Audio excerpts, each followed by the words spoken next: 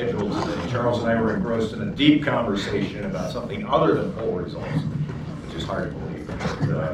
But we're going to begin again with the release of our latest Marquette University Law School poll. Charles Franklin, to my left, is here, the poll director, to talk about what we found in this poll. And Charles will begin, as we always begin, talking about when we were in the field, sample size, cell phones, all that good stuff. Very good. Well, Happy New Year to everyone. So this poll was in the field January 21st through 24th, so that was last weekend. We interviewed 806 registered voters statewide, half by cell phone and half by landline, which is now our normal split on cell and landline. For the whole sample, the margin of error is plus or minus 4 percentage points. When we look at the Republican presidential primary, the sample size is 313, and the margin of error is plus or minus 6.5. And for the Democratic primary, it turns out to be almost the same, 312 respondents, also with a margin of error of 6.5 points. Party ID. Shall we mention party ID? Let's get right into party ID, absolutely. These days, we are also starting each of these by telling you what the partisan composition of the poll has been. We've always put that out, but just to say it up front. And actually, we have a nifty little slide for that. So in the current sample, with including people who lean to a party as partisans, the current sample is 42 Republican, 47 Dem, 10 Independent. When you look at all 31 previous polls of over 26,000 people, the long-term average is 42, 47, and 9. Now, we can also look without leaners. So this is the first question that we asked about party. And here, Republicans are 25, Democrats 32, and Independents 40. The long-run average is 27, 31, 38. So with a margin of error of 4, none of these are more than 2 points away from the long-term average, well within, in fact, half of the margin of error. And again, with the leaners almost identical to past surveys. Leaners, quite identical. Yeah. One of the questions here is, well, are leaners partisan or not? Partisans usually vote over 90% with their party. Leaners usually vote about 85% with the party. So leaners are really pretty partisan. They're not quite as partisan as full partisans, but they're very much so. Let's look at the presidential race in Wisconsin. Again, these are Wisconsin folks who are being surveyed. And we'll begin with the Democratic contest. And we thought it would be helpful to look at what we found in our last poll, which was back in November, and contrast it to what we have found in this poll. As we get up to the actual voting next Monday in the Iowa caucuses, we'll see things shift. In November, in the Democratic primary, we had Clinton at 50, Sanders at 41, O'Malley back at 2. That 9-point Clinton lead compared to a 12-point Clinton lead back in September. Okay. This time, it's Clinton 45, Sanders 43. So a further tightening of that race from 12 in September to 9 in November to now just 2 points at this moment. You've seen that Sanders has also tightened the race in Iowa. Some polls showing him a little ahead there, some showing him a little behind. And he's had a strong performance leading in most of the New Hampshire polls lately. So this tightening here seems in line with what we're seeing on the national stage. Very much within the margin of error here. Yes. Let's look at the top 6 Republican candidates in the presidential race in November and again this time around. So back in November, you'll recall, this was during the time when Carson was surging at a period in which he moved up in both national and other state polls, including ours, to 22%, followed by Trump at 19, Rubio at also 19, and Cruz back noticeably at 9. and then you drift off with Bush and Fiorina solidly below 10%. This time, it's Trump back in the lead at 24, Rubio about the same at 18, but Cruz bumping up a bit to 16, a solid third. He and Rubio are quite close to each other, but Carson dropping off dramatically down to 8%. Again, that's very much in line with what we see in polling in Iowa and national polling. Christie makes a little bit of an appearance here in the top 6 at 5%, and Paul right at the margin, 3%.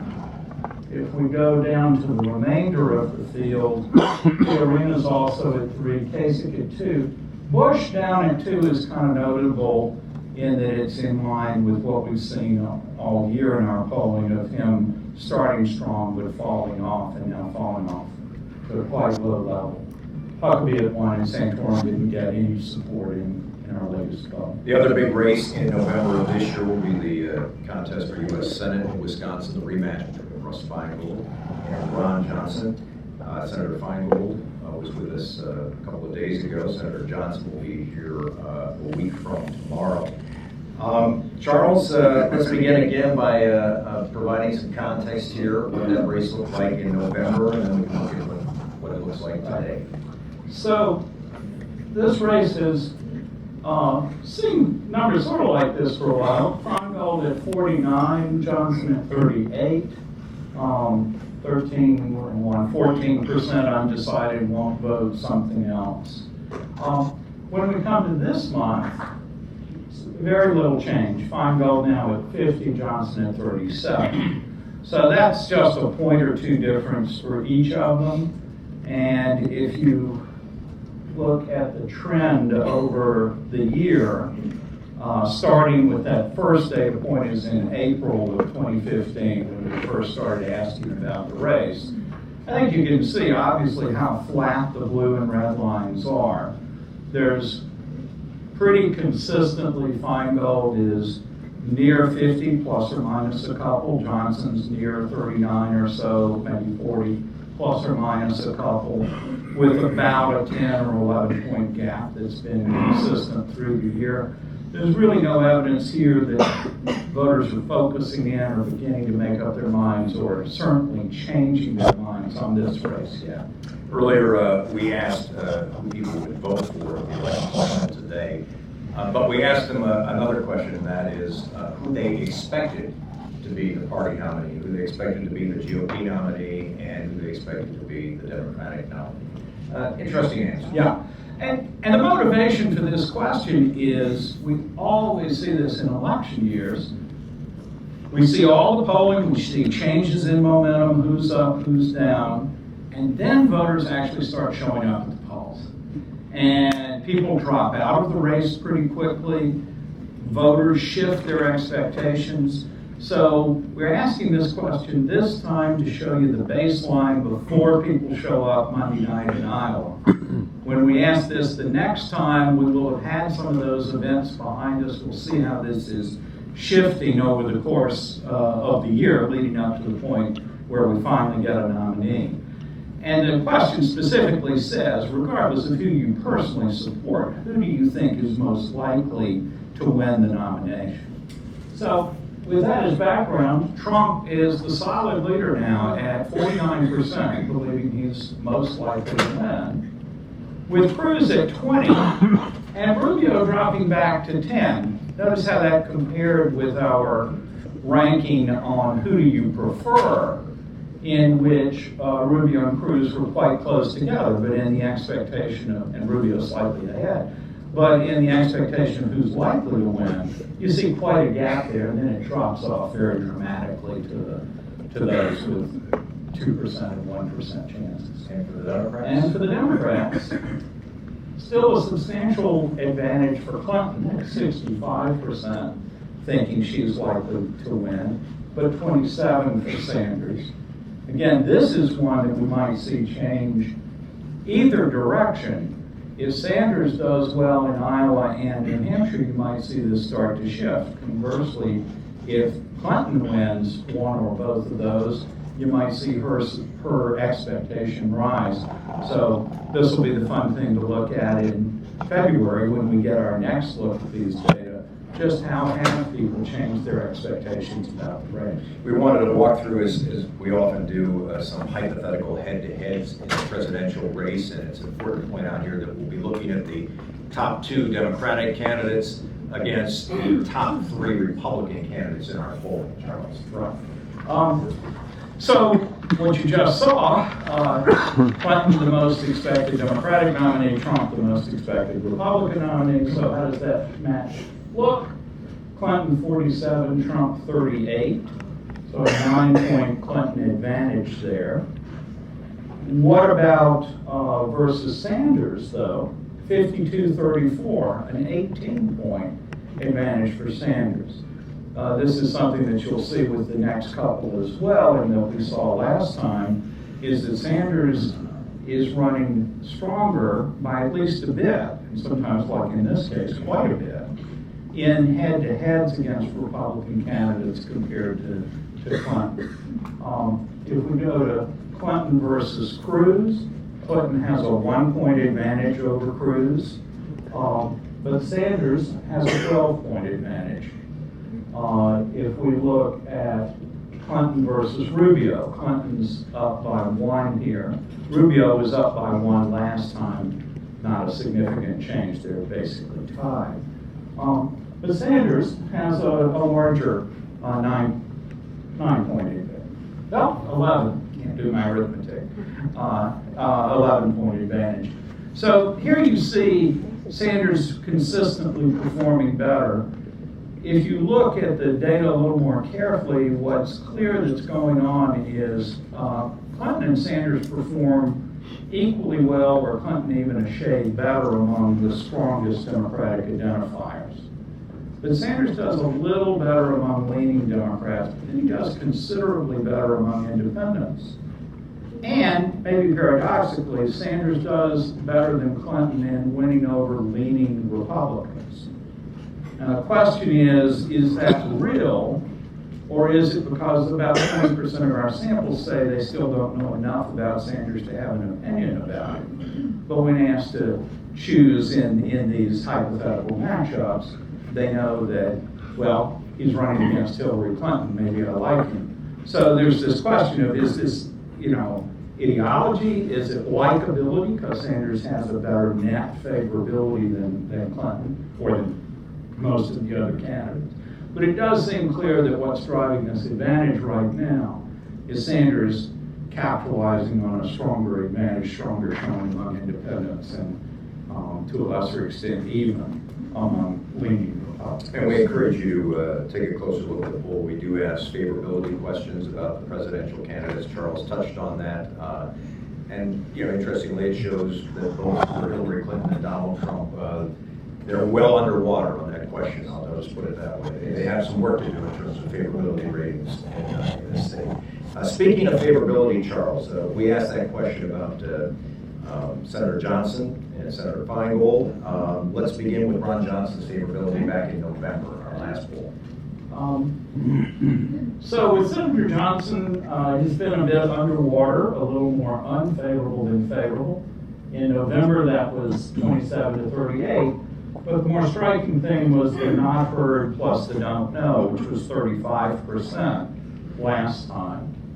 This time, that not heard has actually gone up to 41. It's Christmas break, right? We took a little bit of a break from politics, but the don't knows went up a little bit more rather than continuing to decline. Surely this reflects a little bit of a vacation from senatorial campaign politics. But it's favorable and unfavorable, shifted just a little bit, favorable at 26, unfavorable at 33. With Feingold, favorable was in November 43-36, but again, 22 not heard or don't know. And this time, that's bumped up to 25 for Feingold. So it's really both candidates that saw some increase in haven't heard enough, don't know, though the increase was a little bit more with Johnson. Feingold remains net favorable, and again, we're just not seeing massive change. We look at two polls, but stretch it out over an even greater period of time, Charles, look at their favorability for that stretch. And here we go. So this is Senator Johnson, and the sort of, I don't know what color that is, mustard colored yellow line at the top, is the don't know and can't rate. And you see that that's typically been the highest single rating, and just here at the end it bumps up, as I just showed you in the previous slides. But you can see his green favorable line has been kind of slowly trending down for a while. The purple unfavorable has been rising, but in this latest data, that unfavorable dropped quite a bit at the same time that the don't know bumped up. We have a shorter time span with Feingold, and you can see the same effect on the purple line. The unfavorables go down, and on the yellow line, the can't rate goes up a bit, whereas his favorables have been relatively steady, maybe trending ever so slightly up over the last few polls. So I think the takeaway from this, if you look at the vote or if you look at the favorability trends, is not very much is happening in this race yet. There's a bit of online advertising. There's certainly things being said by and about both candidates, but voters don't seem to be shifting their opinions too much on either the candidates or the vote at this point. We have some questions about guns in this poll because there has been legislation proposed or executive action proposed on gun issues. And we wanted to begin with concealed carry here in the state of Wisconsin. We began polling on this back in 2012, Charles, when it was first being talked about. It would allow you, if you had a permit, to carry a concealed weapon. And we wanted to see how people felt about that way back when and how they feel about that today. We'll begin there. So in 2012, as we were debating concealed carry in the legislature, we asked in 3 different surveys, in January and again in April and May, about whether you favored or opposed a proposed concealed carry law. This slide combines all 3 of those polls because favor didn't move by more than a couple of points, opposed didn't move by more than 2 points. So it's easy to pool them together. You're getting the same result. So at that point, 47% said they favored the concealed carry law, 50% said they were opposed to it. A close divide there. Now we've had concealed carry for, help me, 4 years, going on 4 years, and has opinion changed? Now, then the question was a hypothetical law. Now the question is, do you favor or oppose the current concealed carry law in Wisconsin? You can get the exact question wording on our website with the full questionnaire there. But opinion has shifted dramatically in favor of concealed carry over that time, with 63% now favoring the current law, 31% opposed. And you can really see how shifting opinion has been on this issue in the time since it was enacted. And let's go inside those numbers even further, Charles, and look at households where there is a gun and households where there is not a gun. And gun ownership in the state is fairly high. It's a little above the national average in polls. In this current sample, they're almost dead even, 48 with a gun, 47 without, and some 5% or so that don't answer the question.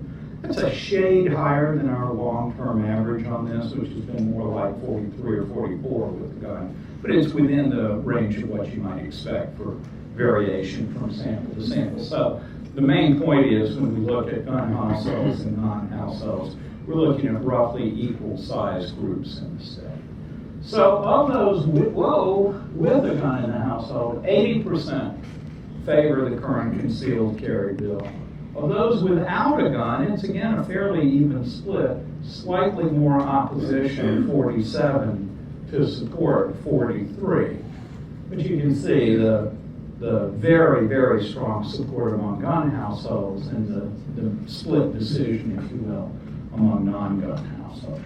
The reason is, as we said at the beginning of this discussion, that we we asked about guns is because there have been some proposals here in recent weeks. Let's talk about one that has come before the Wisconsin State Legislature, at least in the form of a proposal, and that is a bill that would allow people who have a concealed carry permit, Charles, to carry that weapon onto school grounds, or allow school boards, for instance, to allow guns in a school, if the board signed off on that. We wanted to find out how people felt about that piece of legislation, proposed legislation. Right. And so our question mentions both points of that people with a concealed carry permit would be allowed onto school grounds, and that local school boards would have the option of allowing them into school buildings. So, and as I understand it, is the core of the proposal. And what we find is pretty strong opposition to that proposal. 65% oppose that extension of concealed carry. 31% are in favor. Gun households? Gun households. You saw such a dramatic difference between gun households and non-households last time, in the previous slide. But look at this one. Among gun households, opposition is at 57%, support only 38%. And in non-gun households, opposition much higher, 76% and 21% support. So you see that while the gun households are extremely pro-concealed carry, they are not yet on board with this proposal, and the opposition is considerably stronger among the non-gun households. On the federal level, President Obama, as you know, wants to expand background checks on sales of guns at gun shows or private sales, for example, on the internet. We polled on this question, Charles, to see how people felt about it. And it's overwhelming support for background checks for, and again, in the question wording, either private sales or sales at gun shows. 85% favor background checks in those cases, just 12% opposed. We've polled on that twice before, with one favor in the 80s and the other in the mid-70s. So this is in the same ballpark of support that we saw in previous years, maybe a shade higher than the average of the two previous polls that we did in 2013. And this next slide is I think, very interesting. And again, by gun household and non-household. So in gun households, 84% support background checks for private sales and gun shows. Among the non-gun households, it's 89%. So you think across these last three questions, a sharp divide in favor of concealed carry for gun households, but gun households not convinced about the extension of carry to schools, and in the question of background checks, an enormous support for background checks in these two circumstances, even among the gun households. So the idea that there's simply a single opinion here and it neatly divides gun households from non-households, I think is clearly not what we're seeing here. Rather, both gun owners and non-owners have a more nuanced perspective here. They differ on concealed carry. They basically agree on school carry, and they quite strongly agree on the background checks. We asked a question about spending on public education because that's obviously an ongoing discussion here in this state. I think we asked it, Charles, as are we spending enough? Are we spending too much? Are we spending too little? What do we find from our... Right, and specifically about state aid to local public schools was the way the question was phrased. 30% say that we are spending enough in state aid. 7% said that we're spending more than is needed on local public schools. 57% saying we're spending too little. Number of school districts are going to referendum to raise money for public schools. In a general sense, how do people feel about that type of activity? Right. Since obviously depends on the details of the referendum for a lot of voters, we said, the question we asked was, if your local school board proposed a referendum, would you be more inclined to favor it or more inclined to oppose it? And we also let people say it depends. When we did that, 55% say they'd be inclined to vote for a school referendum. And incidentally, we mentioned in the question a referendum raising taxes for public schools. So we put the point that this money comes from tax money, not free money. But still, 55% would vote for that, 35% against, 4% chose it depends, and another 5% said they didn't know. So you saw in the governor's state of the state talking about finding new money for K-12 education. You see here a reflection of that support for public education as still an area of spending priority.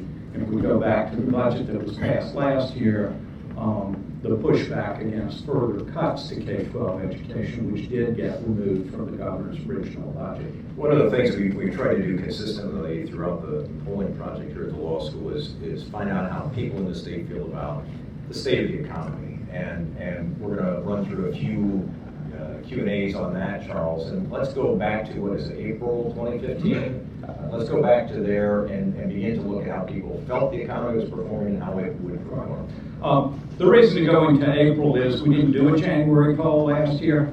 And so I could go to April of 15, or I could have gone back to October of 14. I chose the April of 15. It turns out the two numbers are very similar between October and April, so it really doesn't matter which we pick. So this is roughly a year ago, a little less than a year ago. And at that point, we asked two questions. One is, how do you feel the economy has done over the past 12 months? So looking backwards, 31% said it was better than it had been a year before, 26% said worse, and the largest group, 42, said it was about the same. Okay? When we asked this question last weekend, these two numbers reverse. 26% better, 31 worse, still 42 the same.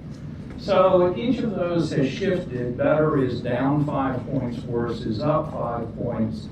That's not a massive shift, but it certainly is one to raise some concern about how voters are seeing the economy in the state right now. And let's look into the future, because you see a bit of that same, I'll call it angst, reflected in those numbers. Right. The second question we say after asking that one about the last 12 months is, and how do you expect the economy to do over the next 12 months? Get better, stay the same, or get worse? Back in April, we were quite optimistic. 31% said it would get better, 18% thought it would get worse over the year, and 48% said stay about the same. This year, this January, it's 27 better, 25 worse, and 43 the same. So worse has popped up quite a bit. Now, this is a question that usually has produced more optimistic answers. If you look across all the times we've asked the question, almost always people are more optimistic about the future than they are about the past. And so it's not maybe surprising that even here we see a 2-point better rather than worse. But I do think the shift from 31-18 to 27-25 is again a signal that the folks in the state are not seeing a sunny economy at the moment. They're not quite as optimistic about the next year as they were back in April. We're going to look at Governor Walker's job approval rating here in our new polling. How did he do this time, Charles? About the same. Approval at 38, disapproval at 57. That's virtually unchanged from last time. In fact, let's just look at the trend. So the 38%, but you can see the sharp difference that took place, the shift that took place in 2015. You can see that it's stabilized at least, as opposed to continuing to move apart, but it has not started to move back together. We have not seen dramatic improvements in either his approval or his disapproval rating. In September, after the governor ended his presidential bid, we asked people if they would like to see him run for a third term. We're going to go look at that number, but we should also say that since that time, he has hinted, at times perhaps fairly strongly, that he may well indeed run for a third term. So given that context, we'll walk through the numbers. Exactly. In September, it was 35% that said they would like him to run for a third term, 62% would not. As Mike mentions, the governor's been talking more and more about this over the last month or so. So we repeated it this time, like a third term, 36, not like 61. As with his approval rating, virtually no change in opinion about a third term. There were a couple of immigration questions on this survey. Let's begin with one that touches on what the policy of this country should be toward undocumented immigrants, illegal immigrants in this country. Very much an issue in the presidential race, also an issue in state politics from time to time. Should undocumented immigrants be allowed to stay and apply for citizenship? 57%. Stay, but only as temporary guest workers, 17%. Or be required to leave the U.S., 21%. We've asked this question now 9 previous times since 2012, usually a time or two or more in each year. Across all of those, the average is in the mid-50s for apply for citizenship. We saw one that I think was as low as 49, but everything else was above 50. And the leave U.S. has been also in the 20 range. So this represents no dramatic shift in opinion, either pro or anti citizenship or leaving the U.S., though the apply for citizenship at 57 is maybe a shade higher than the average of the previous 9, but not by much. We also polled on a controversial proposal from one of the candidates in this race, Donald Trump, about banning Muslims temporarily, as he said, until we could figure out, Donald Trump, what the hell's going on. But he wanted to ban Muslims temporarily from entering the U.S. And we did poll on that. We did, and 36% in favor of a ban, 58% opposed.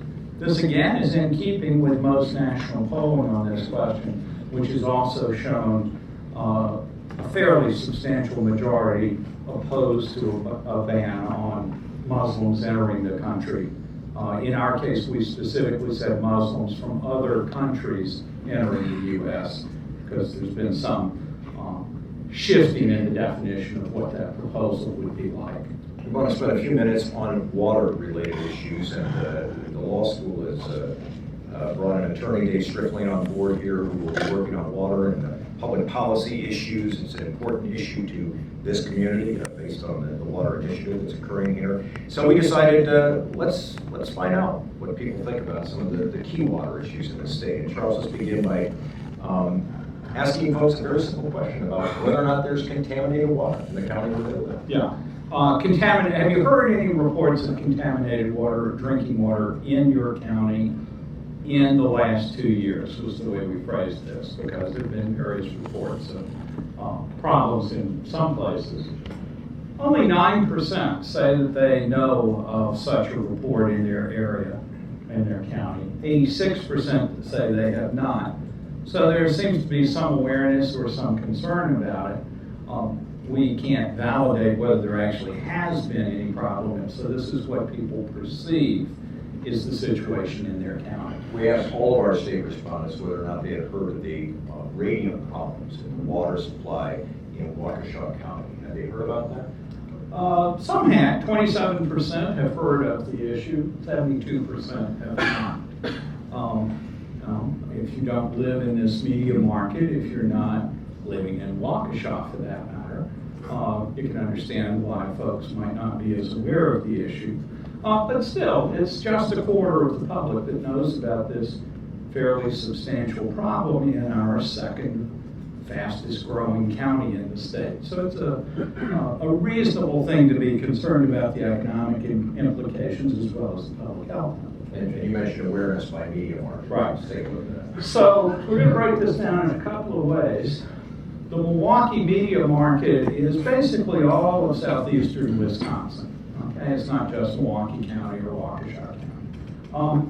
38% here have heard of the problem, but still a substantial majority, 61%, have not. And then that drops off substantially in the rest of the state. But somewhat oddly, it's the lowest in the Madison market and then the Green Bay market. Actually, awareness pops up just a little bit in the rest of the state. However, those differences are fairly modest, and I think the main takeaway is that, not surprisingly, close to home, people are much more likely to hear about it. So people in this audience and probably watching are curious about how people in the city of Milwaukee or how people who live in Waukesha County feel about this.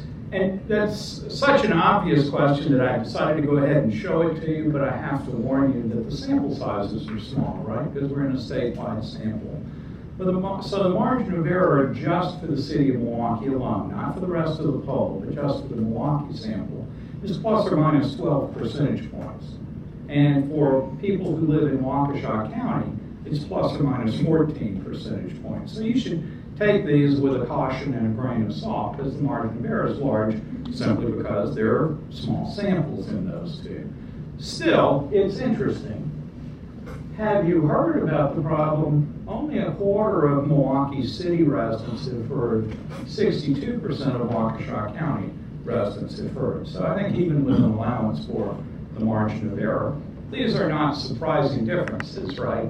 If we didn't see more awareness in Waukesha County, we'd be a little concerned about what's going on here. Though it's still perhaps interesting that a third of Waukesha County may not be aware or may not recognize the way we frame the question as the issue with the water supply.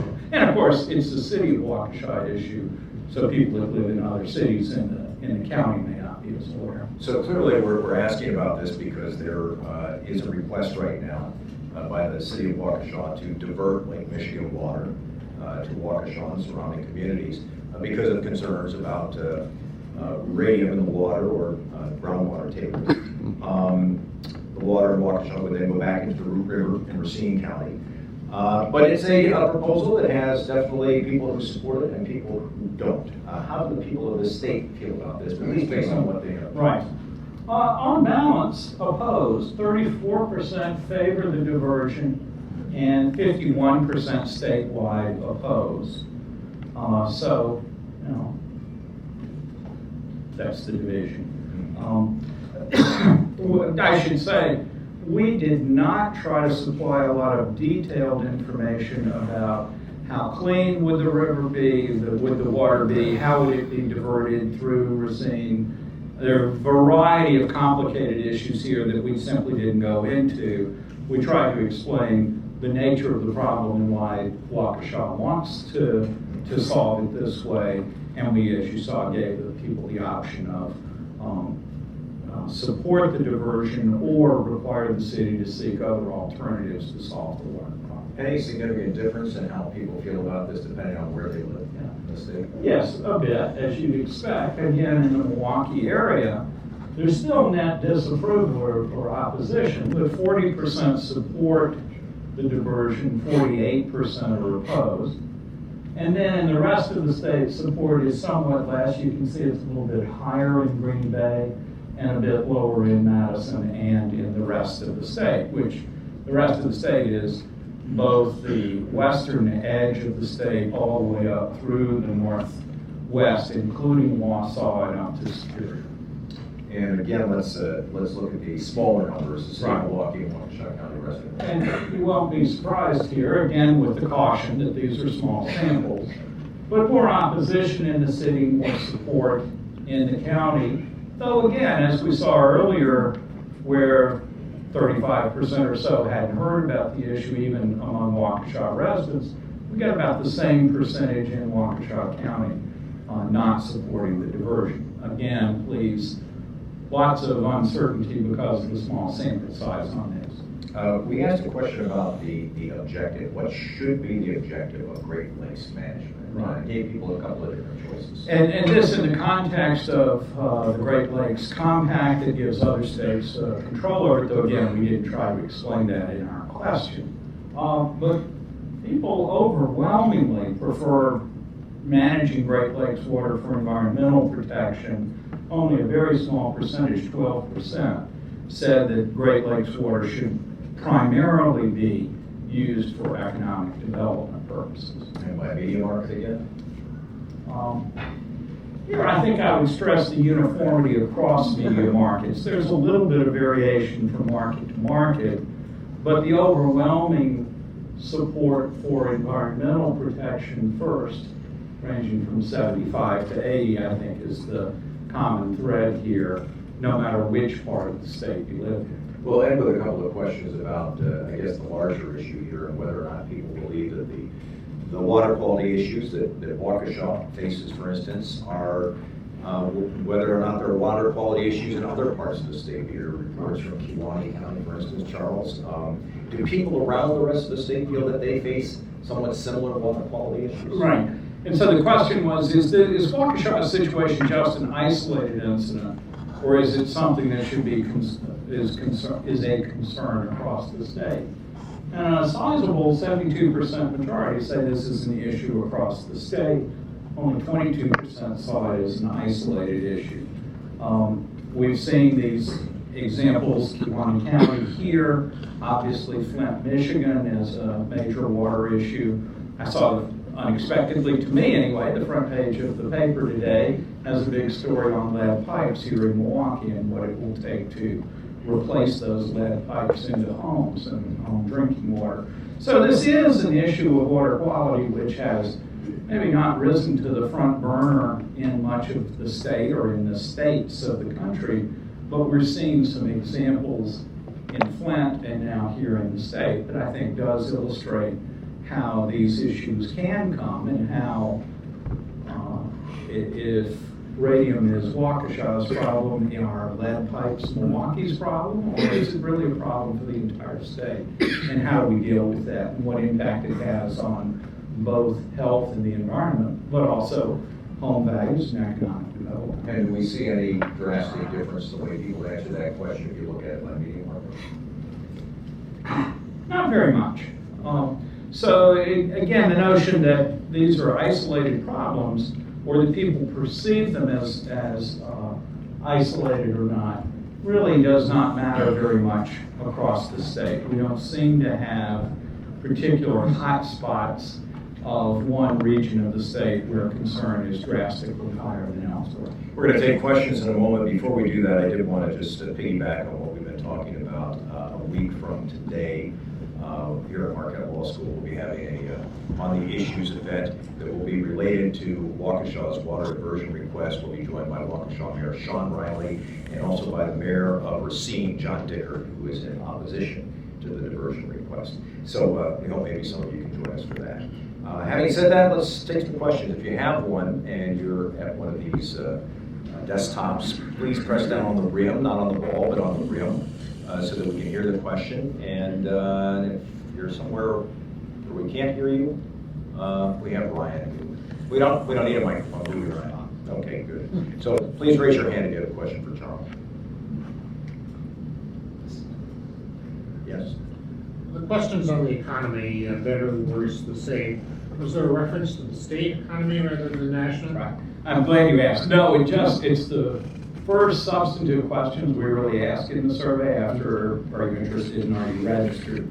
So they come very early in the survey without setting them specifically in the state or the national context. So it's simply a question about the economy rather than the Wisconsin economy. And those two perceptions obviously could be different. But we also don't say the national economy, so it's whatever you're thinking about when you think about the economy. Other questions? Yes. Another question about the polling itself. The question of who do you think is most likely to win, was that partisan? So did only Republicans answer? Thank you. Yes, that's only within the Republican primary voters or within the Democratic primary voters. We're not asking across party about that. Thank you. That's a good point. I guess I didn't say this, so let me clarify it as well. Starting this survey, we're now asking people specifically, will you vote in the Republican primary or the Democratic primary on April 5th? Last year, we were so far away from the election that we simply asked everybody that called themselves a Republican or a Republican leaner or a Democrat or a Democratic leaner how they would vote in the primaries. We mentioned this in the press release, but I'll just say it here. So there's a little change in the nature of the sample. There's very little cross-party voting, a small single-digit percentage of Republicans saying they'll vote in the Democratic primary, and vice versa with Democrats and the Republican. Independents split almost exactly equally between the two. The one difference is there's a sizable chunk that say they either won't vote or don't know if they're going to vote. And there, the won't vote or don't know is a little bit higher on the Democratic side than it is on the Republican side. Not much, but a little bit higher. So that is a shift from the way we've done it before. I don't think it makes any substantial difference to the answers or the composition of the groups, but you should know that the sample is shifted just a little bit.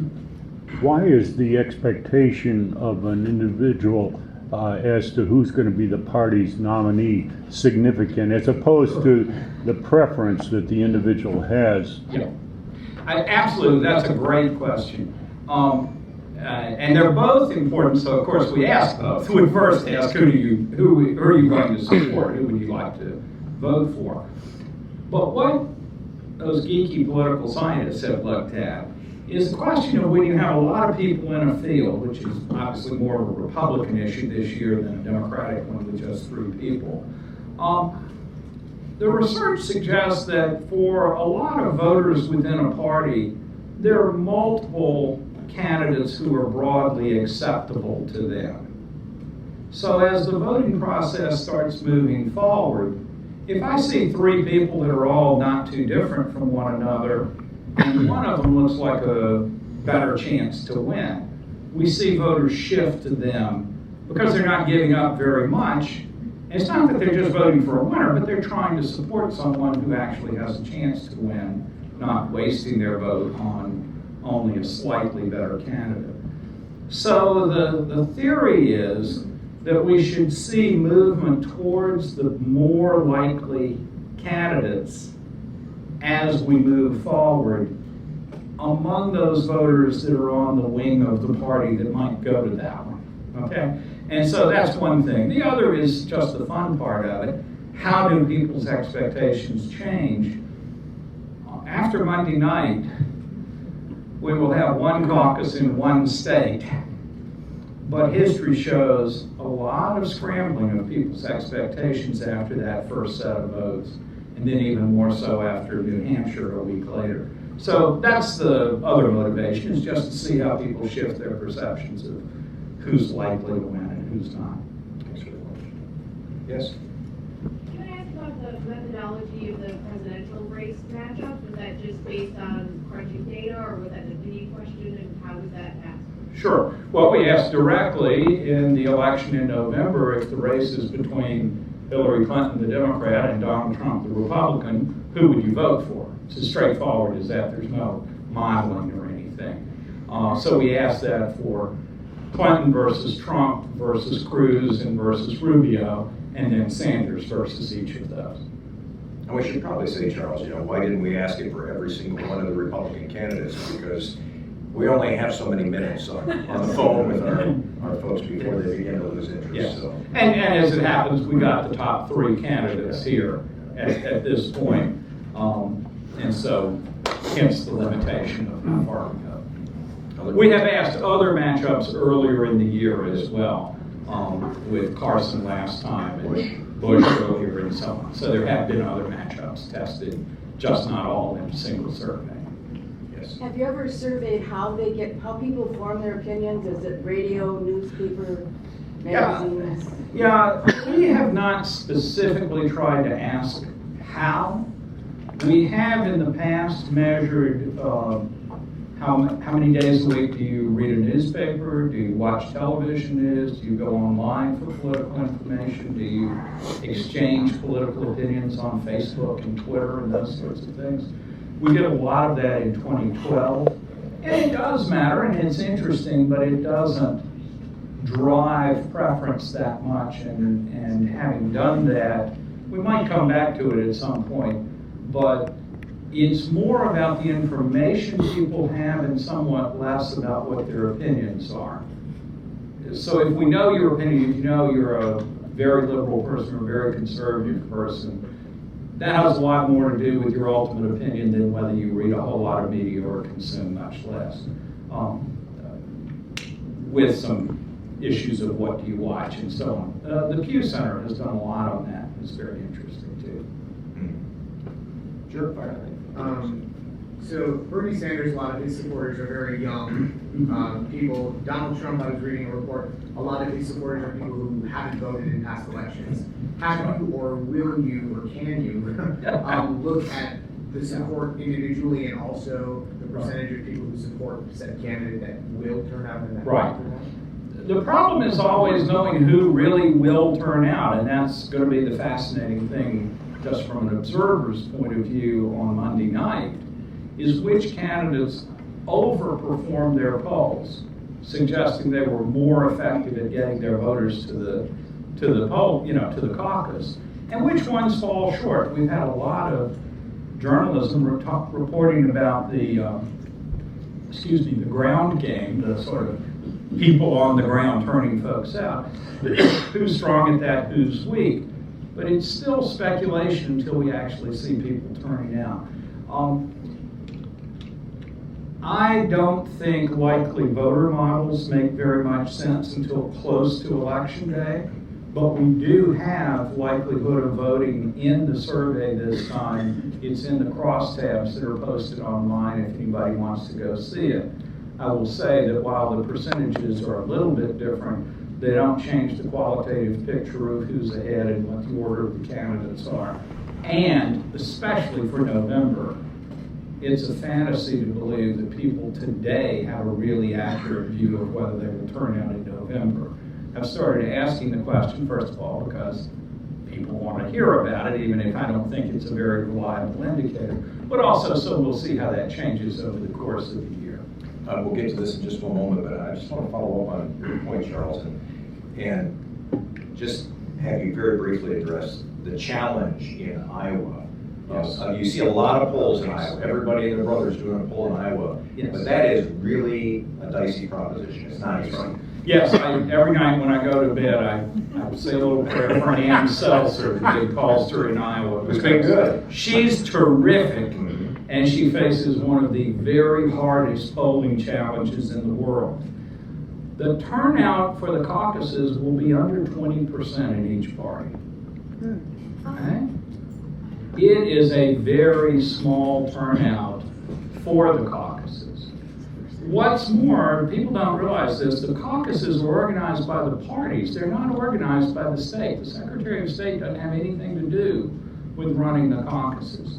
And so, as a party affair, the parties are the only ones that keep records of who attends caucuses and so on, and they sell that list for a very high price.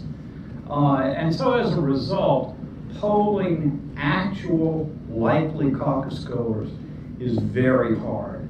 And Ann Seltzer, the pollster there, does an enormous amount of interviews in order to then find the relatively small percentage that her model tells her, or her questions tell her, are really likely to turn out.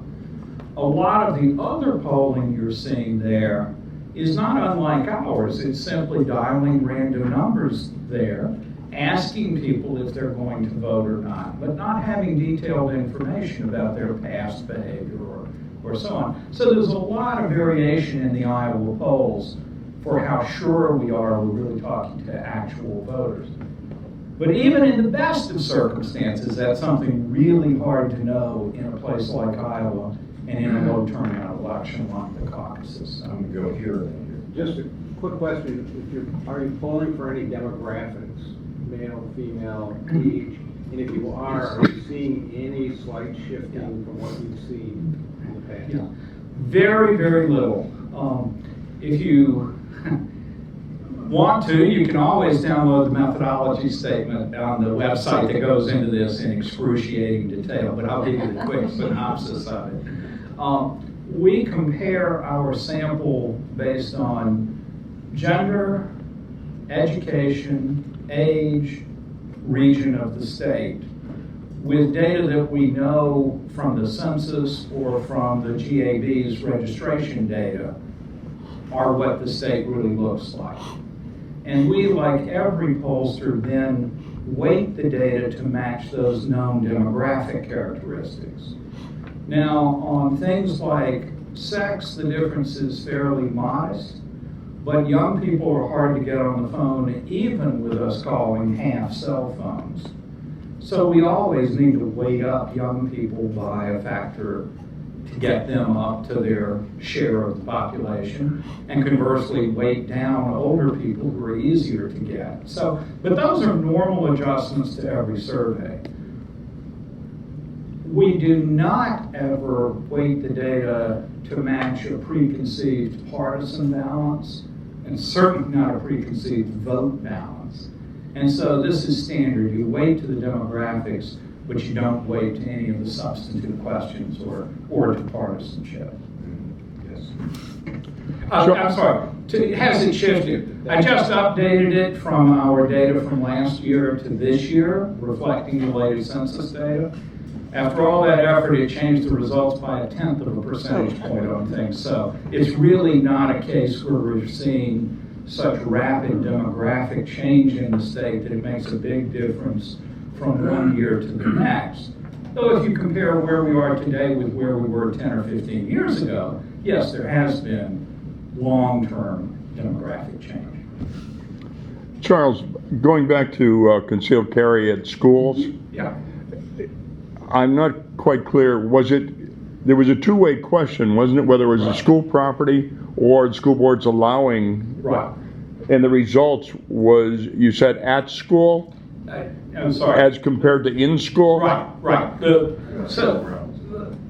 question tried to characterize the proposed legislation as I've seen it portrayed by the sponsors, that it would do two things simultaneously: allow people with a concealed carry permit to be on school grounds with their weapon, and to allow school boards to permit on a district by district basis those permitted concealed carry holders to enter the school building. So the question says both of those things, which are what legislation does, and then the response is, do you favor or oppose this proposal? So it combines the two components. Certainly they could in principle be stripped out, but they are part of the single package of the proposal as I understand it. So then it was one answer for the two questions? Yes, yeah, well, Okay. my point is, there are two components of one question, they're not two separate questions. Okay, thank you. Yeah. Other questions? Okay, I guess not. All right. Let's say, first of all, thanks to all of you for your attendance, your interest today. A couple of reminders next week. On Tuesday, Judge David Borowski will be here to talk about the criminal justice system and talk about what's working and what could be working better. And then on Thursday of next week, as I mentioned, the Waukesha water diversion request. And on Friday, we will have Senator Ron Johnson here, and Senator Feingold is here on Tuesday. Thanks again.